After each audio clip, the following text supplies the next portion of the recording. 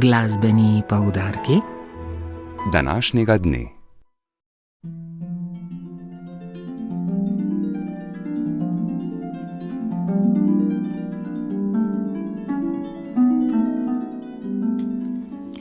Spoštovane poslušalke, cenjeni poslušalci, vabimo vas na 3 glasbene dogodke.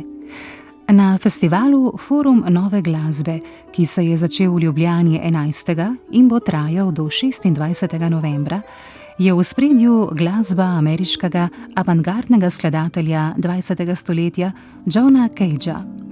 V spremljevalnem programu bo danes dopoldne ob 11. v Slovenski filharmoniji koncert gojencev glasbene šole Vič Rudnik z naslovom Cage za mlade z glasbenimi deli Johna Cagea.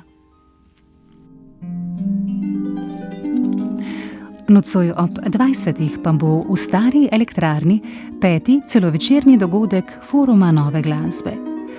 Na sporedu bo premiera plesne predstave z glasbo živo z naslovom Cage Open, tovornjak, ki se pelje mimo glasbene šole.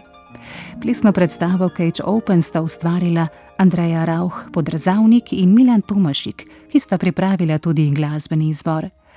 Predstavili bodo glasbena dela Johna Cagea z naslovi Namišljena pokrajina številka 1, Variacije 3, V pokrajini 2/6, Večni tango, Skrivnostna pustolovščina in glasba za Marcela Duchampa.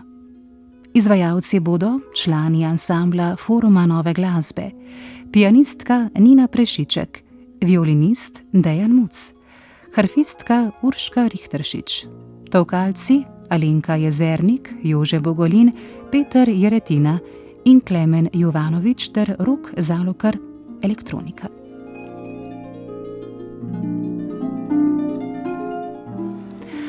Prav tako ob 20. se bo v atriju Znanstveno-raziskovalnega centra Slovenske akademije znanosti in umetnosti začel komorni koncert Tartinijevega festivala, mednarodnega festivala baročne in klasične glasbe, ki ga vsako leto konec avgusta in septembra prirejajo v Piranu in slovenski Istri.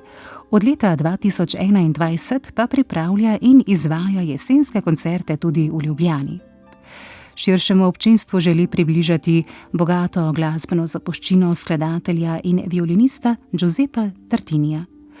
Vrhunski domači in tuji glasbeniki in glasbenice izvajajo Tartinijeva dela ob delih drugih svetovno znanih skladateljev.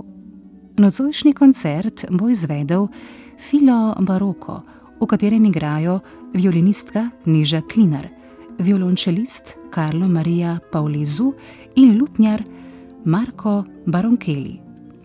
Zdaj pa vas vabimo k poslušanju drugega dela glasbene